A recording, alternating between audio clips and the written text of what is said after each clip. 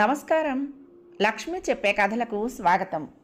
వీణులతో వీక్షించటానికి సిద్ధం కండి. ప్రియ సఖులు, ఇప్పుడు మనం ప్రముఖ సీనియర్ రచయిత శ్రీ పిఎస్ నారాయణ గారు రచించిన పునరపి జననం ధారావాహిక నుండి 11వ భాగం వినేద్దామండి. పాలేరు వాకిటి తలుపు తెరుస్తూ ఉంటే ఎవరా వచ్చింది అన్నట్టుగా వరండాలోకి వచ్చింది కళ్యాణి. త్యాగి లోపలికి వస్తూ కనపడ్డాడు. తడిసిన ఉత్తరీయాన్ని ఆరవేసుకున్నట్టుగా ఒంటిని కప్పుకొని ఉన్నాడు. విడిచిన చొక్కాను చుట్టబెట్టి చంకన పెట్టుకున్నాడు. తల నిండా స్నానం చేయటంతో ఇంత పొడుగు జుట్టు అణిగి వెనక్కు జారుంది. వెడల్పైన నుదుట విభూది రేఖలు. లోపలికొస్తూనే గొడ్ల చావుడి పక్కగా చెప్పులు విడిచాడు. కళ్యాణి ఒడివడిగా బయటికి వెళ్ళింది. అక్కడి నుంచేనా రావటం బాబాయ్ అంది ఆయన్నే చూస్తూ. అవునమ్మా అన్నాడు. అయితే అటు పక్క నుంచి దొడ్లోకి రా బాబాయ్ అంది. నేను స్నానం చేసి గుడికి వెళ్ళే వస్తున్నానమ్మా చెప్పాడు. కాదులే బాబాయ్, సాయంత్రం అక్క ఉమాపతి వచ్చారు. పసిపిల్లాడున్నాడు కదా ఇంట్లో, మరొకసారి స్నానం చేసి లోపలికొద్దు గాని వేడి నీళ్ళు పెట్టేదా అడిగింది.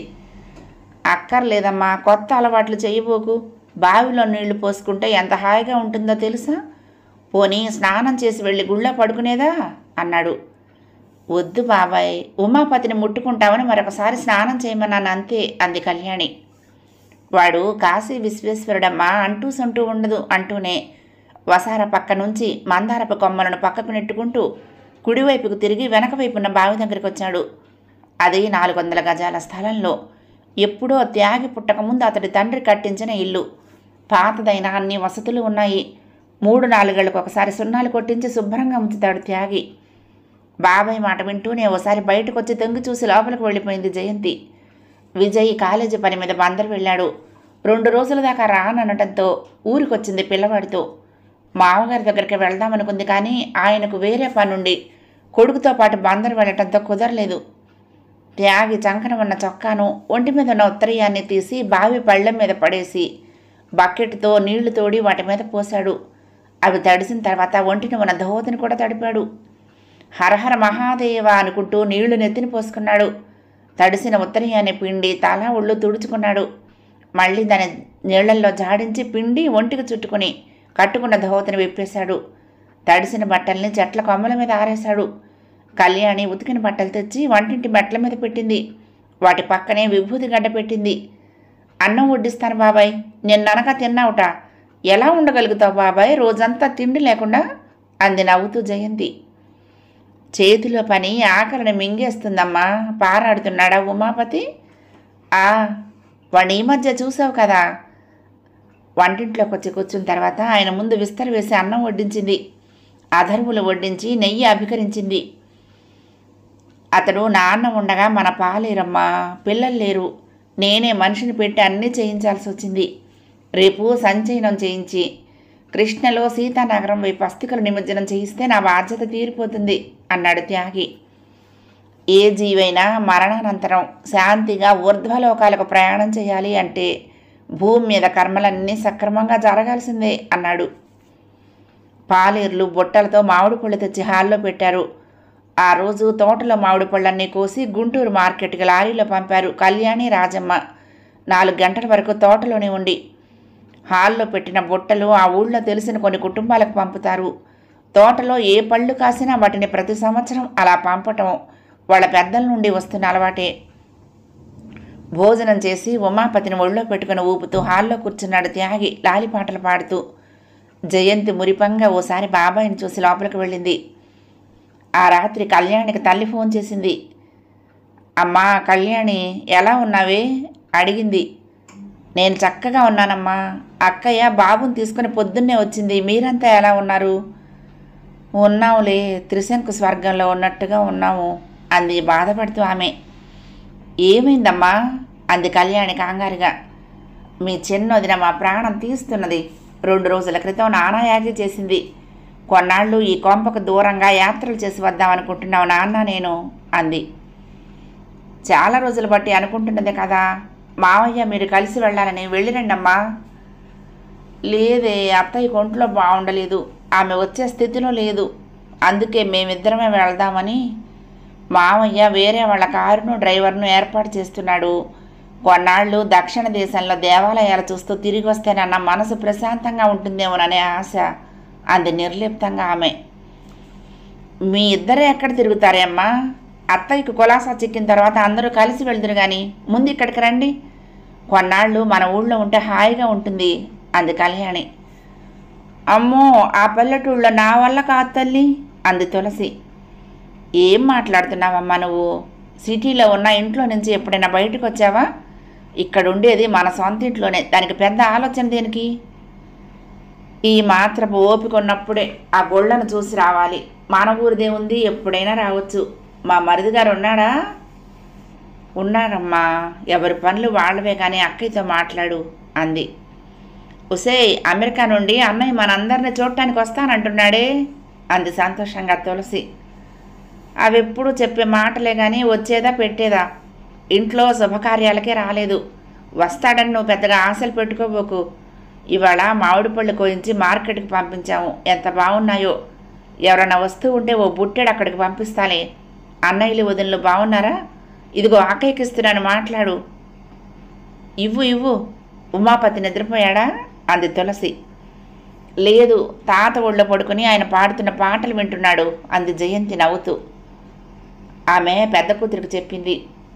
చిన్నదాన్ని ఆ పొలాల వెంట తోటల వెంట తిరుగుతూ రోజులు వెళ్ళబుచ్చకుండా ముందు పెళ్లికి సుముఖరాల్ని చేయవే, నువ్వు చెప్తే అది గట్టిగా వింటుంది. చిన్నదిన తమ్ముడు దాన్ని చేసుకుంటానంటున్నాడు కదా, ఆలస్యం దేనికమ్మా, కానీ చేయక అంది జయంతి. చిచి, మరొకసారి ఆ దరిద్రపు సంబంధం గురించి మాట్లాడామంటే ఊరుకోను. ఫోన్ కట్ చేసింది తులసి. చింతకాయ పచ్చడిని బాగా ఇంగు వేసి తిరగమాత పెట్టమన్నాను, పెట్టావా? కాశీపతి హాల్లో నుంచే పెద్దగా అడిగాడు. వంటింట్లో నుండి తులసి నవ్వుతూ హాల్లోకి వచ్చింది. వెళ్తున్నది దేవుడి గుళ్ళకి. కోరికలా రుచుల చుట్టూ తిరుగుతున్నాయి. ఎక్కడ ఏ హోటళ్లకు వెళ్ళినా పచ్చళ్ళ బుట్ట మన పక్కన ఉండాల్సిందేనమాట అంది. జిహ్వ తృప్తి పడితేనేనే మనసు భగవంతుడి మీద లగ్నం అయ్యేది, కాదనబోకు. ఇంకా ఏం చేస్తావంటే ఏదో చెప్పబోయాడు కాశీపతి. భార్య వంటింట్లో నుంచి చేతిలో గరిటితో హాల్లోకి వచ్చింది. మీ రుచులేమిటో నాకు తెలుసు, తెస్తాను కానీ నసపెట్టబోకండి. ఇంకా ఇంకా అంటున్నారు. ఇక ఒడియాలు అప్పడాలు కూడా తేవాలా? అవి ఆ ఊళ్ళల్లో వేయించాలంటే స్టవ్ సిలిండర్ కూడా పట్టుకెళ్ళాలి. బాండి నూనె డబ్బా సరే సరే. నేను వంట చేస్తూనే ఆ ఊరి దేవుడికి దండం పెట్టుకోవాల్సి వస్తుంది అంది నవ్వుతూ. కాశీపతి కూడా నవ్వేశాడు. అదిగో ఫోన్ మోగుతుంది, నీ పెద్ద కొడుకై ఉంటాడు, మాట్లాడు అన్నాడు. మీరు మాట్లాడండి. నేను మాట్లాడను. ఆ వెధవ కబుర్లు వినే ఓపిక నాకు లేదు. లేచి బయటకు వచ్చేశాడు. తులసి మూతి తిప్పుకుంటూ టేబుల్ మీద ఫోన్ ఎత్తింది. అమ్మా, బాగున్నారా? బాగానే ఉన్నావురా, మీరెలా ఉన్నారు? లతా చింటూ కులాసానా? అంతా కులాసానే కానీ మీ ప్రయాణ ఏర్పాట్లు ఎంతవరకు వచ్చాయి అడిగాడు. ఎల్లుండే బయలుదేరుతున్నాం. మీ నాన్న చేదస్తంతో చస్తున్నానరా. ఇంట్లో ఉన్న పచ్చళ్ళన్నీ సీసాల్లోకి ఎక్కిస్తున్నారు వంటింట్లో కూర్చుని. తిరుపతి నుంచి కన్యాకుమారి దాకా తిరగాలనుకుంటున్నావా? ఈ మోత ఏమిటో నాకు అర్థం కావటం లేదు అంది. నీకేం ఇబ్బందమ్మా, ఆయనే మోసుకుంటాడులే అంటూ నవ్వాడు ఫణి. కారులోనే వెళ్తున్నారు కదా, మంచి హోటళ్లలో దిగండి. పంపుల్లో నీళ్లు తాగొద్దు. బాటిల్స్ కొనుక్కోండి. నాన్నను దాచిన డబ్బు బయటకు తీయమను. ఏం చేసుకుంటాడట, పెట్టెల్లోనూ బ్యాంకుల్లోనూ పెట్టి అన్నాడు.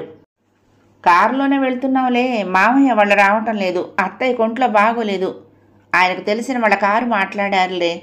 ఆయిల్ పోయించుకోవటం, డ్రైవర్కి భోజనం పెట్టించి కాస్త కొస్తూ ఇవ్వటం వరకే మన పని. అందుకే నాన్న ఏం చెప్పినా తయారు చేస్తున్నాను. భర్త గురించి చెప్తూ మురిపంగా నవ్వింది. మనకు ఊపికుండి తిరిగినంతకాలం కారు మనతోటి ఉంటుంది. డ్రైవర్ కుర్రవాడు కూడా ఏ బాధరబంది లేని బ్రహ్మచారి కాకుండా కాస్త దైవభక్తి ఉన్నవాడేట. ముందుగా మంగళగిరి కొండెక్కి పానకాల స్వామికి పానకం చేయించాలట. ఆయన పుట్టింది దాని పక్క ఊళ్ళోనే కదా నవ్వుతూ చెప్పింది. ఈ సంవత్సరం మన పొలంలో పంట బాగున్నదట్నా అడిగాడు ఫణి. బాగానే ఉన్నదిట్రా, మామిడి పళ్ళు విరగ్గాసాయిట. అక్కడంతా కళ్యాణి ఆధ్వర్యం కదా. బాబాయ్ ఎప్పుడు ఎక్కడికి వెళ్తాడో ఎవరికి తెలియదు మరి అంది. క్రితంసారి ఫోన్ చేసినప్పుడు కారుకి ఎంతైనా తానిస్తానన్నవాడు ఇప్పుడు దాని గురించే మాట్లాడటం లేదు. ఫణి పెద్దగా నవ్వాడు. కారులో మీ ఇద్దరే వెళ్తున్నప్పుడు ఆ పిల్లిని కూడా చంకనేసుకు వెళ్తే సరిపోయేదిగా, తోడుగా ఉండేవాడు అన్నాడు. మీ బాబాయికి మాతో కుదరదులేరా. అయినా అవన్నీ ఆయన గారు చూసిన ప్రదేశాలే. మూడొచ్చిందంటే కాశీ వెళ్ళిపోయి రోజుల తరబడి అక్కడే కూర్చుంటారు, మాకెట్లా కుదురుతుంది అంది. సరేలేమ్మా, ఉంటాను మరి. మీరొచ్చేది ఎప్పుడో చెప్తే ఆ తర్వాత వచ్చేందుకు నేను ప్రయత్నాలు చేసుకుంటాను అన్నాడు. అయితే జూన్ జూలైలో పెట్టుకోరా, అప్పటికి కాస్త ఎండలు కూడా తగ్గుతాయి, మీకు హాయిగా ఉంటుంది. కోడల్ని అడిగానని చెప్పు, చింటూకి ఇంగ్లీషులో బామ్మ ముద్దులని చెప్పు అంది. ఫోన్ డిస్కనెక్ట్ అయింది. హాల్లోనే సోఫాలో కూర్చుని ఉన్న కాశీపతి అడిగాడు, ఏమంటున్నాడు నీ సుపుత్రుడు? మీకు పుత్రుడేగా, కాస్త మాట్లాడితే ఏం పోయిందో, మళ్ళీ ఆరాలు అంది మూతి తిప్పుకుంటూ. కారులోనే వెళ్తున్నామని సంతోషపడ్డాడు పాపం అంది. మరి తన సంతోషాన్ని ఓ $1000 పంపి చూపించుకోవచ్చుగా, మొగుడు పెళ్ళాలిద్దరూ సంపాదిస్తున్నారుగా అన్నాడు. అక్కడ సరైన తిండి కూడా లేకుండా సంపాదిస్తున్నది మనకు పెట్టడానికేనా? వంటింట్లోకి వెళ్ళబోతూ గడప యువతలే ఆగింది. ఆ మాట అనబోకు, శుభ్రంగా తింటున్నారు. స్కూల్ టీచర్ సంపాదనలోనే మనం తృప్తిగా తిన్నా తినకపోయినా వాళ్ళకి పెట్టాం. ఇప్పుడు వాళ్ళు కడుపు నిండా తింటున్నా మన చేతిలో ఒక మెతుకు పడేయటానికి ఏడుస్తున్నారు. ఇన్నేళ్ళయింది వాడు వెళ్ళి, అయినా ఒక్కసారంటే ఒక్కసారైనా నోరు తెరిచి మనల్ని రమ్మన్నాడా? వస్తానని నువ్వు సిగ్గు విడిచి అడిగినా వద్దన్నాడు కదా. ఎవరిని కదిలించినా మా పిల్లలు అమెరికాలో ఉన్నారు, మేము వెళ్ళి 6 నెలలు ఉండొచ్చామంటూ చెప్పుకుంటూ ఉంటారు గొప్పగా. తులసి నోరు తెరుచుకుని భర్తనే చూస్తున్నది. అప్పుడు 11 అయింది. రాధేశ్యాము హిమబిందు ఆఫీస్కి వెళ్ళిపోయారు. ఆ రోజు జరిగిన సంఘటన తర్వాత హిమబిందు అత్తగారితో మాట్లాడటమే మానేసింది. ఆఖరికి భోజనం డబ్బాలు కూడా కొడుకే సర్దుతున్నాడు. ఆమె ఏం టిఫిన్ చేసినా మాట్లాడకుండా అతడే 2 ప్లేట్లలో పెట్టుకుని తన గదిలోకి తీసుకువెళ్తున్నాడు. ఏరా, మీ ఆవిడకు నేను అంత శత్రువునైపోయానా? మాట్లాడటమే లేదు.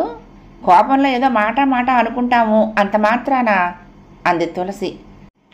అదేం లేదమ్మా, మళ్ళీ గర్భం వచ్చినట్లు అనుమానంగా ఉండి దిగులు పడుతోంది. ఈసారి ఏమవుతుందోనని డాక్టర్ దగ్గరికి వెళ్ళాలి అనైతే అన్నాడు, కానీ ఆమెను రమ్మనమనలేదు. తులసి కూడా వీని ఊరుకుంది మాట్లాడకుండా. తను కూడా రమ్మనమంటే వెళ్ళొచ్చు, కానీ తానే వస్తానని వెంట పట్టం దేనికి? గోపి ఆ రోజు సెలవు పెట్టాడు. ప్రయాణంలో ఉంటాయని పళ్ళు కొనుక్కొచ్చేందుకు సెంటర్కి వెళ్ళాడు. శారద అత్తగారికి వంటింట్లో సాయం చేస్తున్నది. అప్పుడు మరొకసారి టెలిఫోన్ మోగింది. కాశీపతి బయటకు వెళ్ళబోతున్న వాడల్లా ఆగి రిసీవర్ ఎత్తాడు. చేసింది విజయవాడ నుండి పెద్ద కూతురు జయంతి. రెడీ అయ్యారా నాన్న? అమ్మ చెప్పింది కారులో వెళ్తున్నామని. ముందు మా ఇంటికి రండి, కనకదుర్గను చూసి మంగళగిరి వెళ్తురు గాని అంది. నేను అర్జెంటుగా బయటకు వెళ్తున్నానే, అమ్మతో మాట్లాడు. అమ్మ కూడా ఇప్పుడు వంటింట్లో అన్నీ సర్దుతూ హడావుడిగా ఉంది, కానీ ఓ గంటకి ఫోన్ చేయరాదు? దాని ఆలోచనలు ఏమిటో నాకు తెలీదు అన్నాడు. చిన్న కోడలుందిగా నాన్న, ఈమెందుకు హడావుడి పడటం? కూతురి మాట వినిపించుకున్నట్లుగానే ఫోన్ పెట్టేశాడు కాశీపతి. అందరికీ శారదంటే లోకువే కారణం. ఆమె భర్త గుమస్తా, 2 ఆమె ఇంటి పట్టునే ఉండటం, 3 ఆమెకు పుట్టింటి వారి ఆసరా లేకపోవటం. మనిషిని వెలకట్టడానికి ఈ 3 కొలమానాలేమో అర్థం కావటం లేదు. ఆ లెక్కను చూస్తే ఆ 3 తనకు లేవు. అయినా తన కడుపు నిండా తిన్నాడు, తన పిల్లలకు కడుపు నిండా పెట్టాడు. బయటకు వచ్చేసి సరాసరి చలపతింటికి వెళ్ళాడు కాశీపతి. ఆయన విశ్రాంతిగా పేపర్ చూస్తూ వరండాలో కూర్చుని ఉన్నాడు. రారా అన్నాడు ఆప్యాయంగా మిత్రుని చూస్తూనే. చలపతి భార్య వంటింట్లో నుండి వస్తూనే, అన్ని ఏర్పాట్లు అయినాయా అన్నయ్య గారు అంది నవ్వుతూ. అయినాయమ్మా. కారు 4 గంటలకు పంపితే సరిపోతుంది కదరా అడిగాడు చలపతి. 4-4:30 మధ్య అయితే ఏ దుర్ముహూర్తాలు వర్జాలు లేవు, అప్పుడే బయలుదేరదాం అనుకుంటున్నాం అన్నాడు. మంచిదిరా, మనిషికి కాస్త స్వార్థం అంటూ ఉండాలిరా, లేకపోతే ఈ రోజుల్లో సుఖంగా బతకలేం. నేను నాది అనేదే మనిషికి తృప్తినిస్తుంది. ఆ తృప్తే లేకపోతే జీవితమే నిస్సారమైపోతుంది అన్నాడు చలపతి. నిజమేరా, మనమే దానికి సాక్ష్యం. నీకు పిల్లలు లేకపోయినా ఏ దిగులు లేకుండా జీవితాన్ని హాయిగా గడుపుతున్నావు. నాకు 5 పిల్లలుండి రోజు ఏదో ఒక సమస్యని ఎత్తినెక్కి కూర్చుంటే దిగులు భయంతో ప్రతి క్షణం గడుపుతున్నాను. వాళ్ళంతా నా వాళ్లే అనుకుంటూ భుజాన వేసుకుని తిరగటంతో ప్రశాంతత లేకుండా పోయింది. చిన్నదాని బతుక ఎటు వెళ్తుందో తెలియటం లేదు. పెళ్ళంటే ముఖం తిప్పుకుంటూ విముఖత చూపిస్తోంది. ఒక్క చిన్నవాడి ఆసరానే మిగిలింది నాకు. వాడు చేస్తున్నది చిన్న ఉద్యోగమైనా వాడేరా నాకు అన్ని విధాల అండగా నిలబడుతున్నాడు చెప్పాడు. అన్నయ్య, కళ్యాణి విషయంలో మీరేమి బెంగ పెట్టుకోకండి. చూడండి, జీవితంలో అదే అందరికంటే ఎక్కువ సుఖపడేది. దాని బ్రతుకుని ఎలా వసంతంతో నింపాలా అనే మీ మిత్రుడు నేను ఆలోచిస్తూనే ఉన్నాము. మొక్క వాడిందని నిర్లక్ష్యం చేయాల్సిన అవసరం లేదు. మళ్ళీ అది చిగురించి అద్భుతమైన పూలను పూస్తుంది అంది ఆమె. కొన్ని నిజాలని ఎవరు ఎప్పుడు కాదనలేరమ్మా. నేను గర్వంగా నావాడు అని చెప్పుకునేవాడు ఒక్క చలపతే అన్నాడు. త్యాగ్ ఇప్పుడు ఎక్కడున్నాడ్రా? ఏమో తెలీదు. కళ్యాణి అక్కడ చేరటంతో వాడికి బాగా స్వేచ్ఛ లభించింది. ఎప్పుడో ఓసారి మెరుపులాగా ఇంటికొచ్చి దానికి కనపడి మాయం అవుతూ ఉంటాడట నవ్వుతూ చెప్పాడు. ఓ గంట కూర్చుని వచ్చేశాడు కాశీపతి. చిన్న కొడుకు గోపి అప్పటికే యాపిల్స్, కమలాలు, బిస్కెట్లు కొని పెద్ద సంచిలో పెట్టుకొచ్చాడు. ఎందుకురా ఇవన్నీ అడిగాడు కాశీపతి. ఉండని నాన్న, దారిలో దొరుకుతాయో లేదో, అయినా కారులో వెళ్తున్నప్పుడు ఇవేం బరువు అవుతాయి? జాలిగా కొడుకు వంక చూశాడు కాశీపతి. లక్షల్లో సంపాదిస్తున్న వాళ్ళకి ఇలాంటి ఆలోచనలు రావు. వాళ్లకు ఎక్కడికక్కడ డబ్బులు పారేస్తే కొండ మీద కూతురైనా తెచ్చుకోవచ్చు అనేది నమ్మకం. కానీ డబ్బుతో ఆప్యాయతలను కొనుక్కోలేం కదా. గుండె లోతుల్లో నుంచి బయలుపడే ప్రేమకు ధనలేమి ఎప్పుడూ అడ్డురాదు. పొద్దున్నే రాధేశ్యామ ఆఫీస్కు బయలుదేరుతున్నప్పుడు 4 మేము బయలుదేరుతున్నామంటే మంచిది అన్నాడే కానీ మరొక మాట మాట్లాడలేదు. హిమబిందు అయితే అది కూడా అనలేదు. అది గుర్తుకొచ్చి ఇప్పుడు నవ్వొచ్చింది. 4 అయింది. చలపతి పంపిన కారు వచ్చి వాకిట్లో ఆగింది. గోపి సంచుల్ని పెట్టెల్ని తీసుకెళ్లి కారు డిక్కీలో పెట్టాడు. కాశీపతి, తులసి బయలుదేరారు. శారద పచ్చటి అత్తగారి కాళ్లకు పసుపు రాసింది. కుంకుమ భరణ తెచ్చి బొట్టు పెట్టి భర్తకు సైగ చేస్తూ అత్తగారి చేతుల్లోనూ మామగారి చేతుల్లోనూ అక్షంతలు పెట్టింది. భర్త పక్కకు రాగానే ఇద్దరు వంగుని వాళ్ళ పాదాలకు నమస్కరించారు. రోజు ఎక్కడున్నది ఫోన్ చేస్తూ ఉండండమ్మా అన్నాడు గోపి. డబ్బు అవసరం అనుకుంటే ఫోన్ చేయండి అత్తయ్య, మీ అబ్బాయి పంపిస్తారు అంది శారద అత్తగారితో చిన్నగా. కోడలి ఆప్యాయతకు తులసి కళ్ళు చెమర్చాయి. ఇబ్బంది ఉండదులేమ్మా, మీ మామగారు ముందు జాగ్రత్త మనిషి, జేబులో ఎప్పుడు బ్యాంకు కార్డు ఉండనే ఉంటుంది అంది నవ్వి. కోడలి భుజం మీద చెయ్యి వేసి ఆప్యాయంగా దగ్గరకు తీసుకుంది. తిండి మానేసి తిరక్కండి అత్తయ్య, డబ్బు పోయినా మంచి హోటళ్లలో ఉండండి, చేతిలో కారు ఉంటుంది కదా, ఓపిక లేని రోజున ఉన్న చోటే ఉండి రెస్ట్ తీసుకోండి శారదే అంది. అందరూ కారు దగ్గరకు వచ్చారు. ముందు తులసి కారు ఎక్కింది. వెనక్గా కారు ఎక్కబోతున్న కాశీపతి చటుక్కున ఆగి వెనక్కు తిరిగి వడివడిగా వరండా వైపు అడుగులు వేశాడు. అక్కడ కిటికీకి తాడుతో కట్టి ఉన్న విద్యాదాన కేంద్రం అన్న అట్టను తీసి వరండాలో పడేశాడు. ఆయన్ని చూస్తూ తులసి ముసిముసి నవ్వులు నవ్వుకుంది. 2 నెలల కోసం ఆ బోర్డు తీయకపోతేనే అంది. ఎవరైనా ఆశతో రావచ్చు తులసి, మనం లేవని తెలిసి నిరాశపడొచ్చు. కారెక్కి భార్య పక్కగా కూర్చున్నాడు. అందరూ చేతులూపుతూ ఉండగా కారు బయలుదేరింది. ఆ ఇంటి ఆవరణను దాటింది, ఆ వీధి దాటింది. ఎందుకో అందరినీ వదిలి వెళ్లాలంటే చాలా బాధగా ఉందండి అంది తులసి కళ్ళు చెమరుస్తూ ఉండగా. కాశీపతి పకపకా నవ్వాడు. ఎవరు ఎవరికి శాశ్వతం? ఇదంతా జీవితంలో భాగమే. సుఖాలు, దుఃఖాలు, బాధలు, ఆనందాలు, ఇష్టాలు, అయిష్టాలు, నవ్వులు, ఏడుపులు ప్రతి జీవి అనుభవించాల్సిందే కదా అన్నాడు. మూతి తిప్పింది తులసి. బాగానే ఉంటుంది వేదాంతం చెప్పుకోవటానికి అంటూ. కారు హైదరాబాద్ రోడ్ల వెంట వేగంగా పరిగెడుతున్నది. తులసి రుమాలతో కళ్ళద్దుకుంటూ కారు అద్దంలో నుంచి బయటకు చూస్తున్నది. అటు ఇటు ఉన్న పెద్ద పెద్ద అపార్ట్మెంట్లని, మధ్యలో వస్తున్న నీలి పట్టాలను కప్పిన చిన్న చిన్న గుడిసెల్లాంటి ఇళ్లను. కళ్యాణి జీవితంలో ఆ దురదృష్టకర సంఘటన జరగకుండా ఉన్నట్టయితే నాకు ఏ దిగులు ఉండేది కాదు. అనుకున్నది అనుకున్నట్టుగా అయి భర్తతో ఈ పాటికి ఆనందంగా జీవితాన్ని గడుపుతూ ఉండేది. చిన్నపిల్ల ఇప్పుడు ఇంకో సంబంధం చూద్దామన్నా కొన్నాళ్ళు ఆగుదామంటున్నది అంది తులసి. ఎవరి బ్రతికి ఎలా వెళ్లాలో బ్రహ్మ పుట్టినప్పుడే నిర్ణయిస్తాడు తులసి.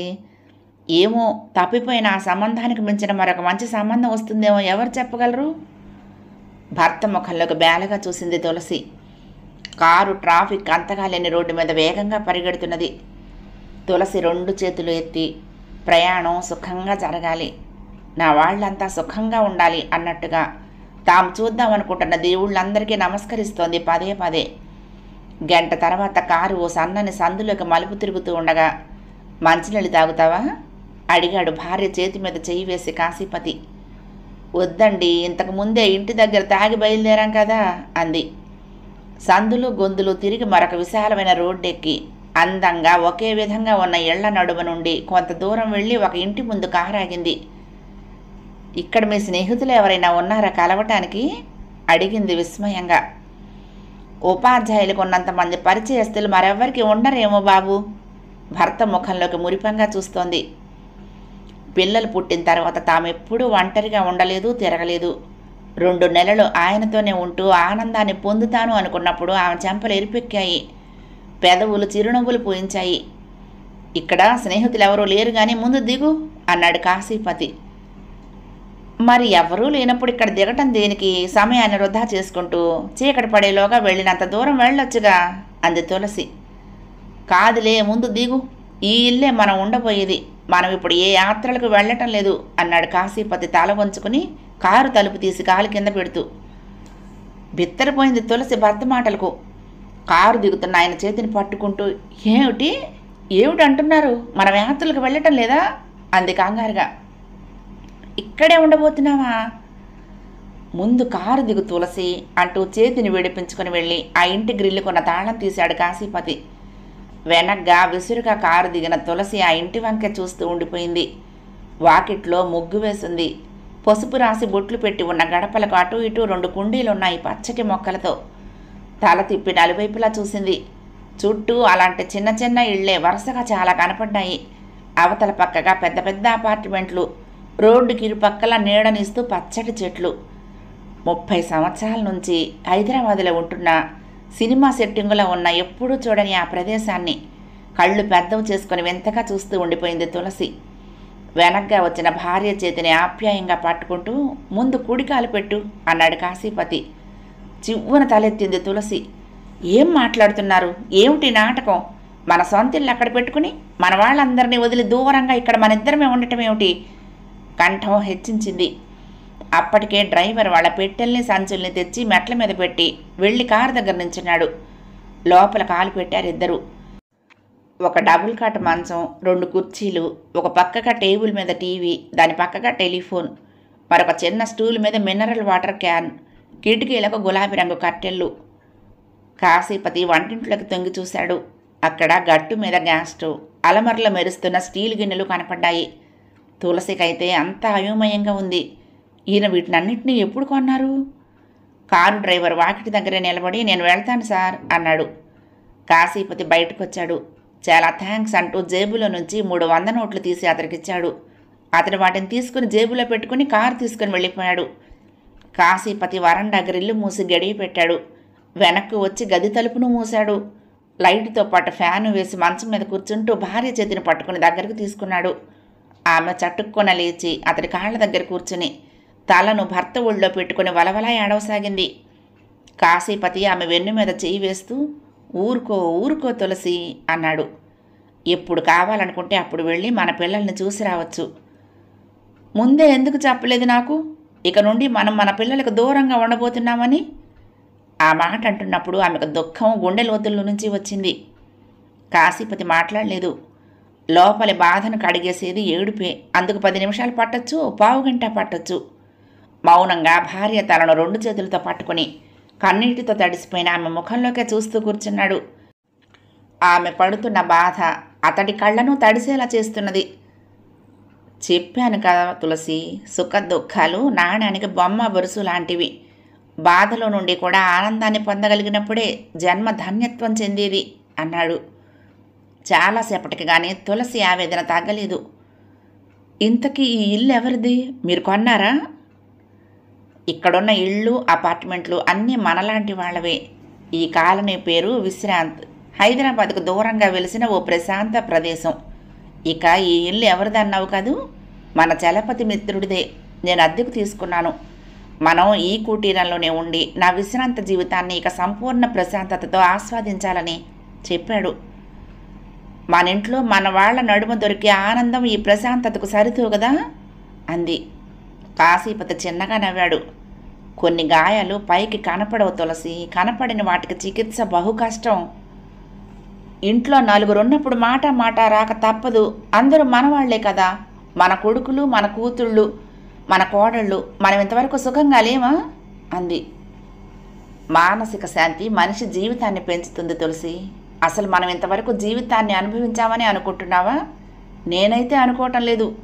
నేను ఉద్యోగం చేసినంతకాలం ఉదయం లేచినప్పటి నుంచి నీకు వంటిల్లు, నాకు స్కూలు, పిల్లలు, ఇదిగాక ఏదో తెలియని కృత్రిమ వాతావరణం ఇంటి నిండా ఆవరించి ఉండేది.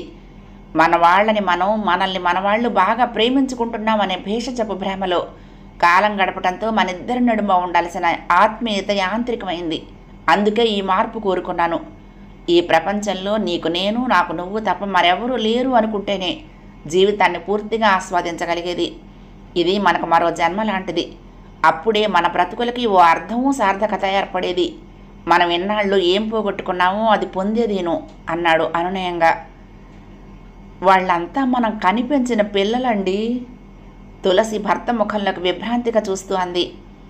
ఆమె మాటల్ని పట్టించుకోనట్టుగానే, ఈ ఇంటి యజమానిని తీసుకో. అతనికి 2 కొడుకులు, 2 కూతుళ్ళు. కొడుకులు 2 అమెరికాలో ఉంటే కూతుళ్ళు 2 ఆస్ట్రేలియాలో ఉన్నారు. అసలు ఈ కాలం పిల్లలు విదేశాలకు ఎందుకు పరుగు పెడుతున్నారంటావు అడిగాడు. డబ్బు సంపాదనకు. కాదు తులసి, అదొక్కటే కాదు. నేటి పిల్లలకు స్వేచ్ఛ కావాలి. తను, తన భార్య, తన పిల్లలే తన సంసారం అని, తమ సంపాదనను తామే అనుభవించాలనే తాపత్రయమే వాళ్ళని అలా మార్చింది. అందుకు ప్రథమ ఉదాహరణ నీ పెద్ద కొడుకే. మరి మనం మాత్రం ఇప్పుడు చేస్తున్న పని అదే కదా అంది తులసి. అది కాదు, ఉమ్మడి కుటుంబంలో మనము పాలల్లో నీళ్లలా మన తల్లిదండ్రుల్ని, వయసు మీరిన తాతని, బామ్మని, అమ్మమ్మని కలుపుకొని మన పిల్లల్ని ఎంత ప్రేమగా చూసామో అంత ప్రేమగా వాళ్లను చూసాం. గతాన్ని గుర్తుకు తెచ్చుకుంటే వాళ్లకు నీ పిల్లలకు ఉన్న తేడా నేను చెప్పకుండానే అర్థమవుతుంది.